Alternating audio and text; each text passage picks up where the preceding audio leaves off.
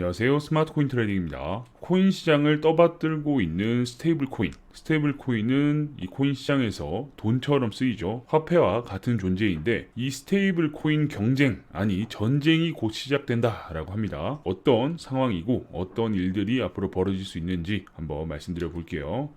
최근 FTX CEO 샘 뱅크맨 프라이드가 이야기를 했습니다. 스테이블 코인 전쟁에 대해서 언급을 했어요. 9월부터 바이낸스가 다른 스테이블 코인이 들어와도 BUSD로 거래할 수 있도록 자동 전환을 선언을 했죠. 강제로 전환이 됩니다. 그래서 내가 테더를 10,000불 집어넣어도 거래소에서는 BUSD 10,000불로 거래를 할 수 있는 겁니다.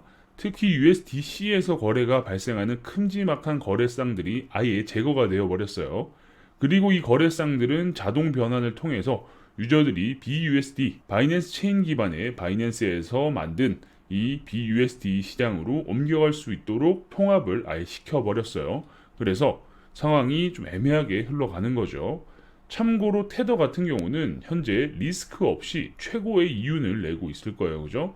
재무부의 T빌로 모두 포트폴리오를 변경했기 때문인데 왜 그랬냐를 생각해보면 기업의 어음을 가지고 있어서 테더가 흔들릴 수 있다 뭐 이런 이야기들이 나왔었죠. 이런 준비금 안정성 이야기가 계속 나오다 보니까 국채에 모두 다 돈을 갖다 박은 거예요. 그죠? 그러다 보니까 최근 국채 금리가 떡상을 하면서 테더는 수익을 아주 낭낭하게 가져가고 있다라는 겁니다. 그래서 미국 국채 금리에 비상이 걸린 만큼 테더는 지금 상황이 좋아지는 거죠.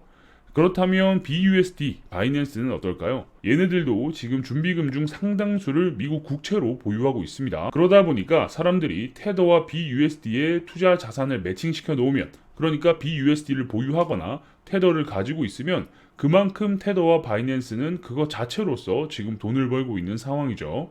BUSD로 자동 변환한다는 이야기를 바이낸스가 했을 때 USDC 쪽에서는 우리 아무 영향 없다, 뭐 그런 거 크게 신경 쓰지 않는다 라고 이야기를 했는데 영향이 없을 턱이 없죠. 이런 식으로 꾸준히 점유율이 내려가고 있는 게 보입니다. 그러다 보니까 FTX는 바이낸스가 현재 BUSD로 사실 굉장한 꿀을 빤다 라는 것 자체가 상당히 거슬릴 것 같아요.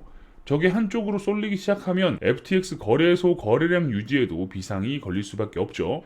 그래서 FTX는 지금 이 흐름이 시장 균형을 박살내기 전에 이슈를 띄워야 할 필요가 있었습니다. 어쨌든 바이낸스가 가장 절대적인 거래량을 가지고 있는데 이 거래소에서 다른 거 다 제껴두고 모든 걸 BUSD로 통합시켜 버리겠다라고 하면 이 파일을 자연스럽게 BUSD가 흡수할 수밖에 없는 거죠.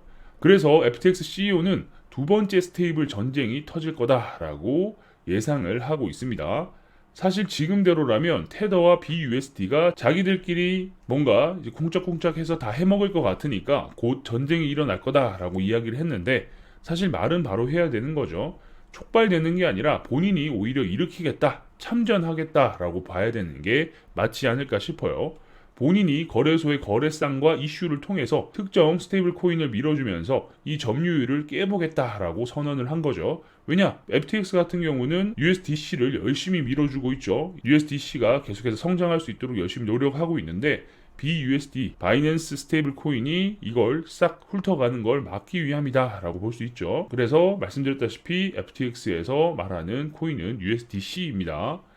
보통 이 점유율을 깨기 위해서는 세 가지 요소가 필요한데 첫 번째, 사람들이 관심을 끌고 트레이딩을 할 대상인 알트코인이 필요하죠. 그러니까 특정 코인이 막 펌핑이 나오고 막 엄청나게 움직이고 해야 사람들이 관심을 갖죠. 두 번째, 새로 들어온 고객들이 필요하고 세 번째는 마지막으로 트레이딩 페어를 위한 스테이블 코인이 필요하게 되는 거죠. 그래서 이 점유율을 깨기 위해서는 세 가지 요소가 필요하다라는 거고, 그래서 최근 FTX US가 1.4 빌리언 달러를 이용해서 챕터 11 파산 절차에 돌입한 보이저의 자산을 매수했습니다. 그러니까 파산한 보이저를 인수했다라고 볼 수 있는 거죠.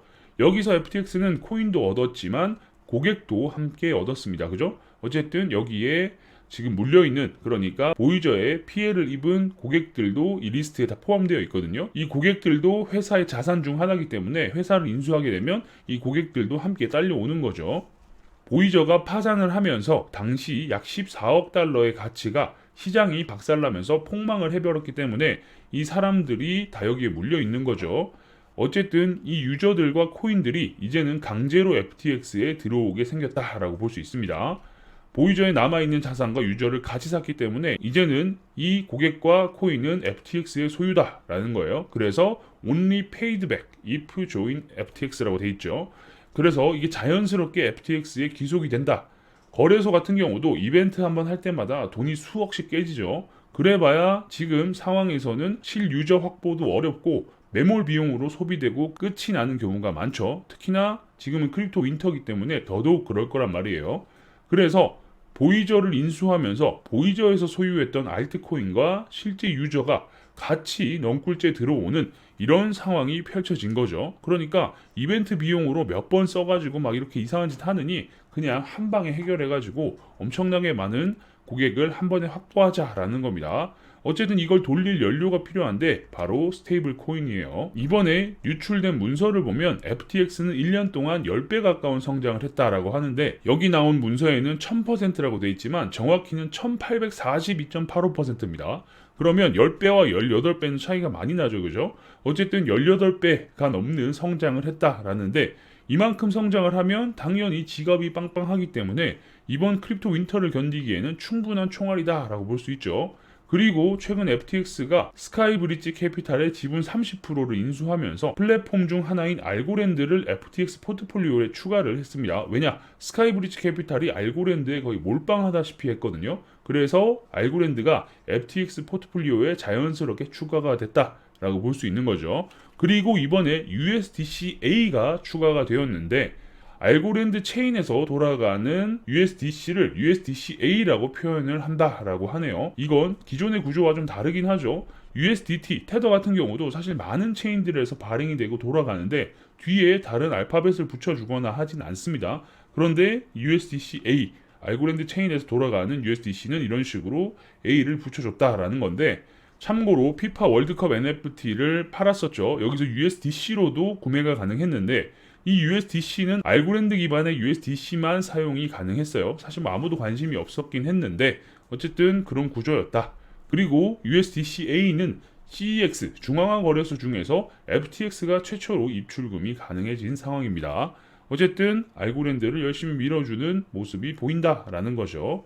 그리고 바이낸스에서 FTX로 노선을 갈아탄 USDC가 깎여나간 점유율을 향상시키기 위해서는 마치 남일처럼 이야기했던 세컨드 그레이트 스테이블 워가 진행될 것 같습니다. 전쟁이 발발되는 시기는 보이저 고객 자산과 고객 리스트가 FTX로 완벽하게 이전이 되면서 그때 시작이 되지 않을까 싶습니다. 완전히 못 받는 돈이라고 생각하고 포기했던 보이저 고객들 입장에서는 물론 고점 대비하면은 뭐 4분의 1 토막이 났다라고는 하는데 어쨌든 지옥에서 살아 돌아온 경험 같은 느낌이죠. 아예 땡전 아프 못 받을 뻔 했다가 FTX가 인수를 하면서 내 돈이 살아 돌아오게 된 그런 상황이다라는 거죠. 어이구 살아 돌아왔구나 나의 돈들이여 이렇게 되는 거죠. 하지만 화장실 들어갈 때랑 나갈 때 기분이 다르다고 이 사람들이 과연 얌전히 저 돈을 빼갈까라는 거예요. 물론 뭐 일부는 아이고 내가 경험했다 그냥 수업료 냈다 치고 4분의 1이라도 가져가야지 라고 생각할 수 있지만 대부분은 그렇지 않다라는 거죠. 두 번 다시 이런 거 하지 말라고 뽀찌 줘봤자 하느님 아니 사토시 나카모토가 와도 말릴 수 없는 코인 투자죠. 그죠? 어쨌든 다들 코인 중독이 되어 있기 때문에 쉽게 돈을 빼지 못할 것이다 라는 겁니다. 어쨌든 그로 인해서 이 많은 사람들, 이 많은 코인의 수요를 통한 USDC 점유율을 다시 높이기 위해 노력을 할 것이다. 그렇게 스테이블 코인 워가 시작될 것이다 라는 거고 참고로 뭐 한 가지 더 말씀을 드리자면 FTX는 보이저에게 법원의 판결과 상관없이 이더리움을 보냈어요. 무려 5만 개의 이더를 보냅니다. 아직 이 이유가 정확하게 밝혀지진 않았는데 어쨌든 해당 5만 이더가 시장에 덤핑이 됐다라고 알려져 있습니다. 일본 기준으로 보면 10월 19일의 하락에 기여를 했다라고 하는데 이렇게 보면 역시 이더리움이긴 해요. 그죠? 시총 2위의 위험이 있습니다. 1000억 원 가까운 돈을 집어 던졌는데도 불구하고 시장에는 큰 충격이 없었다라고도 볼 수 있는 거죠. 사실 왜 이렇게 당장 급하게 던졌는지는 모르겠지만 반등이 나오고 던지면 또 큰 이득이 날 수 있을 것 같기도 한데 어쨌든 여기서 던졌다라는 겁니다. 도대체 이걸 FTX는 보이저한테 왜 보낸 건지 의심스럽지만 이건 아직까지 밝혀진 부분이 없습니다. 며느리도 모르고 아무도 몰라요. 그래서 이 부분은 계속 팔로잉을 해서 여러분들께 알려줄 수 있도록 노력을 한번 해보겠습니다. 어디에 쓴 건가 싶죠? 1,000억 원 가까운 돈을 어떤 이유에서 보냈고 왜 던졌으며 이 던진 돈을 어떻게 했을까에 대한 궁금증이 생기는데 해당 내용이 나오게 되면 여러분들께 빠르게 알려드릴 수 있도록 하겠습니다. 어쨌든 바이낸스가 BUSD 시장을 키우기 위해서 엄청난 결정을 했고 이게 잘 먹혀 들어가고 있어요. 그러다 보니까 다른 스테이블 코인들을 밀어주고 있는 쪽에서는 굉장히 난감한 상황이다. 그래서 이걸 막기 위해서 점유율을 다시 뺏어오기 위해서 스테이블 코인 워가 시작될 수 있다라는 점 알고 계시면 될 것 같고요. 일단 이걸로 인해서 시장에 큰 충격이 온다거나 나쁜 쪽으로 흘러갈 것 같지는 않습니다. 어쨌든 시장 하락에 염두할 부분은 아니고요. 이게 어떤 식으로 흘러갈지, 그리고 말씀드렸다시피 알트코인이 필요하고 이 알트코인을 띄우고 이 알트코인을 매수하는 사람들에게 이 스테이블 코인을 뜯어내야 되는 이런 구조가 있기 때문에 시장에 펌프와 덤프가 일어나면서 순환 펌핑 같은 게 올 수 있다라는 점도 인지하고 계시면 되겠습니다. 계속해서 여러분들께 다양한 정보를 알려드릴 수 있도록 노력하겠습니다. 영상이 괜찮으셨다면 구독과 좋아요도 눌러주시고요. 알림 설정을 눌러놓으시면 누구보다 빠르게 새로운 정보를 받아보실 수 있으니까 구독, 좋아요, 알림 설정까지 눌러주시면 감사하겠습니다. 그럼 전 다음 영상에서 뵙겠습니다. 감사합니다.